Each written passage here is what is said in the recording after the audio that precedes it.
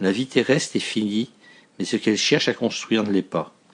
La quête de la tortue suivante participe de cette curiosité qui roule d'homme en homme et d'âge en âge. Tout le monde sait que personne ne boit de l'orangina à table. Donc, on ne peut pas vendre d'orangina pour la table. Personne ne boit d'orangina à table? Personne, sauf peut-être les enfants. Et où trouve-t-on beaucoup d'enfants qui mangent voracement? Chez McDonald's, comme chacun sait. Donc, il faut vendre orangina chez McDonald's. Là, tout le monde s'arrête et pose son stylo. Cri unanime des participants au séminaire. C'est impossible. McDonald's ne voudra jamais. Le PDG d'Orangina opère alors une rupture créative. Il prend le sujet à l'envers et dit « Je ne vous demande pas de m'expliquer pourquoi c'est impossible, mais de trouver ce qu'il faut faire pour que ce soit possible. » La réponse à cette sollicitation a donné beaucoup de valeur à l'entreprise, puisque les dirigeants de Coca-Cola ont décidé de faire à Ricard la proposition d'acheter Orangina pour une somme plus que rondelette le jour où ils ont vu qu'Orangina était vendu et très apprécié chez McDonald's. Nous voudrions ici revenir au jeu et à la méthode de la création, rendre le sujet plus amusant, l'échec moins redoutable, et donner des méthodes qui augmentent les chances d'arriver à des résultats valables. 100% de ceux qui ont gagné ont tenté leur chance. On pourra s'étonner qu'un livre, dont l'objectif est de mettre la créativité au service de l'organisation, passe par un détour par les créateurs scientifiques qui n'avaient pas grand-chose à voir avec l'organisation. En effet, quand on pense performance de l'organisation, on imagine immédiatement les méthodes et les procédures.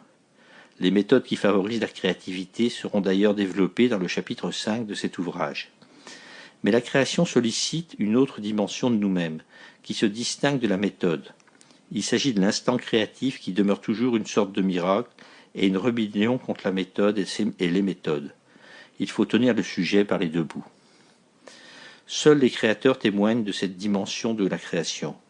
Pasteur, Poincaré, Turing, Mozart ne géraient certes pas des centres de profit, mais ils contiennent en hologramme ce dont l'organisation a besoin pour avoir des idées et en vivre. Les accompagner un moment avec une urgente lenteur ne sera qu'un apparent détour qui visera directement sur l'essentiel. L'organisation vend des produits et services. On y parle de procédures, de relations sociales, d'argent, de parts de marché, de prix, de clients. Ces mots font référence à des réalités que l'on croit concrètes. Mais en survivant à différents périls, les acteurs de l'entreprise prennent conscience que derrière ces réalités, quelque chose de plus insaisissable agit, tente, échoue ou réussit. On parle alors de stratégie sans toujours se formuler que l'on a quitté par degrés insensibles le monde des réalités sensibles pour entrer dans le monde platonicien des idées.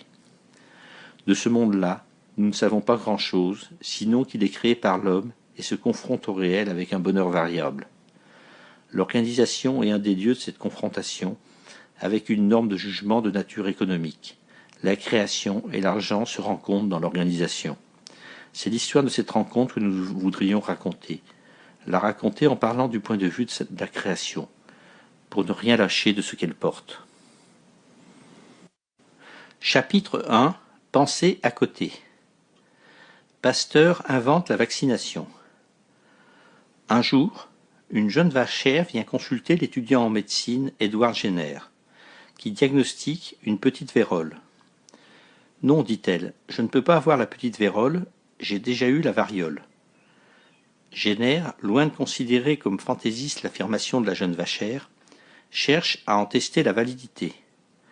Après 20 années de lutte contre le scepticisme ou l'indifférence de la médecine officielle, Jenner parviendra à démontrer que le bon peuple a raison de penser que la variole immunise contre la petite vérole. Comme la variole est une maladie que les hommes et les vaches ont en commun, Jenner se mit donc à inoculer aux hommes, de façon préventive, des pustules de vaches malades. On contractait ainsi une forme adoucie de la maladie qui protégeait contre sa forme mortelle. La vaccination contre la variole se répandit en Amérique et en Angleterre. Voltaire en fait l'apologie dans ses lettres philosophiques. Avant la vaccination, la variole tuait avec ponctualité une personne sur 7. Pendant plus d'un siècle, personne, semble-t-il, n'eut l'idée de faire pour une autre maladie ce que Jenner avait réussi pour la variole. Ce succès ne fut pas transposé. Louis Pasteur avait montré que la rage, la peste bovine et diverses autres maladies infectieuses étaient causées par des micro-organismes.